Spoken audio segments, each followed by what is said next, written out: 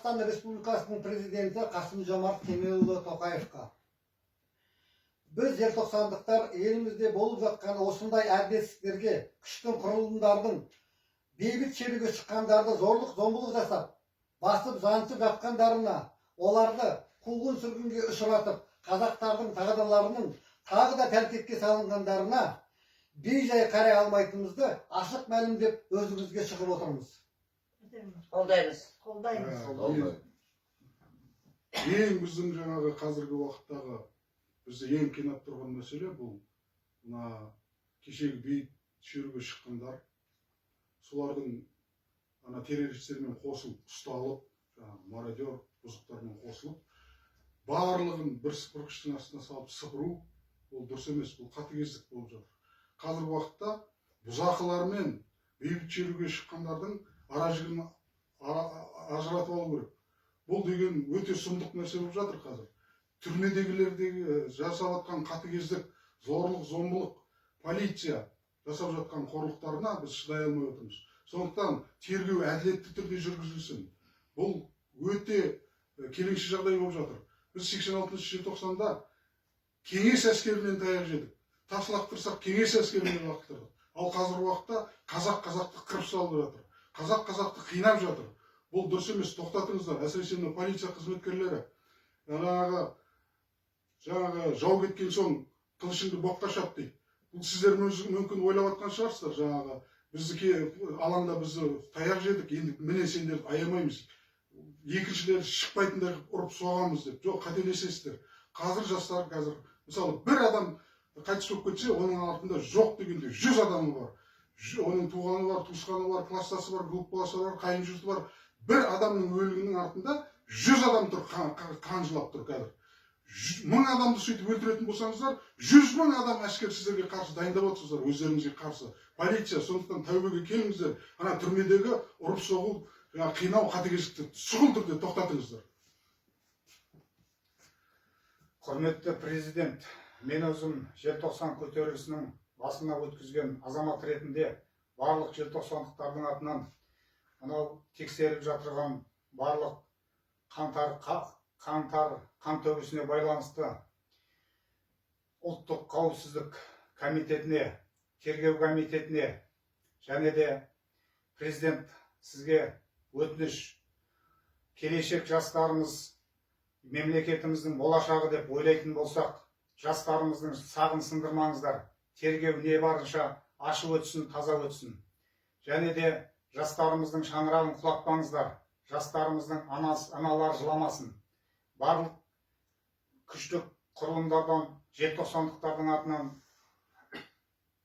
сұранатыным, барлық саяси қуғын сүргінге түскен жастарымызды тез арада босатуын, шыншыл тергеу жүруін талап етемін. Талап қойып бейбіт шеруге шыққан жастарға қиянат жасап, азаптап, жасалмаған кінәларын мойындату тоқтатылсын. Қазақты қырғынға ұшырату, қыру, жою тоқтатылсын. Енді осы айтылып атқан неге қосыламын. Жаңағы айтылып атқан неше зорлық, зұлымдық болып жатқан, сотталып жатқан балаларды бәрін босату керек. Ешқандай кінәсіз бейбітшіл шеруге шыққан адамдар кінәсіз азап шегіп жатыр. Сол үшін айтайын деп отырғаным, олар босатылу керек. Қала әкімі Сағынтаев пен ДВД-ның бастығы солардың қорыққанға қос көрінеді деген ойларыменен Алматы қаласында 20 000 лаңкес болды деген сөзі мүлдем шындыққа жараспайды. Себебі Алматы қаласындағы мирный митинге шыққан адамдардың санының өзі 20 000-ға толған жоқ. Және осындай сізге өтірік хабар таратқан үшін соны нақтылап тексеріп прокуратура арқылы. Және де осы хабар таратқан қала әкімінен бастап солардың өзіне жаза қолдануыңызды сұраймын. Президент мырза, кеше өзіңіз берген сұхбатыңызда еліміздің қауіпсіздігі үшін барлығына барам деген сөзіңіз бар. Сондықтан мына мемлекетті құрайтын қазақ халқының жастарының осындай бейбіт шеруге шығып артынан біреулердің ықпалымен осындай жазаға ұрынып жатқандары ол дұрыс емес. Соны қадағалауыңызды сұраймыз. Жапа шеккендер жаңағы бейбіт халық жапа шекпесін.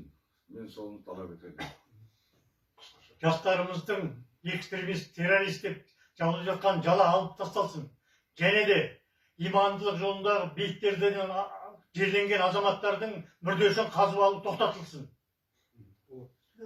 Қасым-Жомарт Кемелұлы, мына бүгін желтоқсаншылардың айтып жатқан талаптарына қосыла отыра, мынау шеруге шыққан жазықсыз бауырларымызды құқық органдарына тапсырма беруімізді сұраймын. Бұлардың ақ-қарасын ажыратып алу керек. Террорист кім, мародер кім екенін. Сондықтан біздің талабымыз, осы құқық орган, прокуратура басқасы да бар, соларға тапсырма беріп, жіті қадағалауыңызды жеке өзіңіздің талап етеміз. Жастарымыз шығуын талап етудеміз. Халық сенім артқан президент мырза Қасым-Жомарт Тоқаев сіздерге барша желтоқсандықтар атынан бұндай оқиға, бұл көтеріліс желтоқсандықтардың басынан өткен. Сондықтан қазіргі түрмедегі жастарымыздың, қазіргі қудалаудағы халықтың қандай жағдайда екенін, моральды, материалды жағынан да тек біздер түсінеміз. Жаңа ғана Асан бауырымыз айтып кеткендей, жалған ақпаратпен сіздің жасаған үлкен қателігіңіз халыққа оқ ату, сырттан әскер әкелу. 20 мың деген мүмкін емес. Көп болса, бір Алматының өзінде 3000 адам шықты десек, соған да рахмет айтыңыз. Сондықтан бүгінгі күндегі түрмелерде жүріп жатқан қанаушылық, озбырлық тоқтатылсын. Желтоқсандықтар бұны жайбарақат қалдырмаймыз. Болды ма? Қасым-Жомарт Кемелұлы Тоқаев мырза, біздер 1986 жылғы желтоқсан көтерілісі ұйымының басшылары бүгін сізге беріп отқан мәлімдемеміздің ең басты себебі кешегі қаңтар қасіретінде болған жағдайға бәріміздің қабырғамыз қайысып, жүрегіміз ауырып отыр. Себебі мен өз басым Отарбаев Кенжебай 1986 жылы желтоқсан көтерілісі кезінде тура осындай қайғы қасіретті, осындай зорлықты мен өз басымнан өткізгем. Тергеушілердің қандай қитұрқы әрекеттерге баратынын мен жақсы білемін. Сондықтан сізден ақ-қарасын ажыратып, кінәсіздерді абақтыдан босатуларыңызды талап етеміз. Жастар босатылсын. Болды, сол монтаж жасайсың ғой.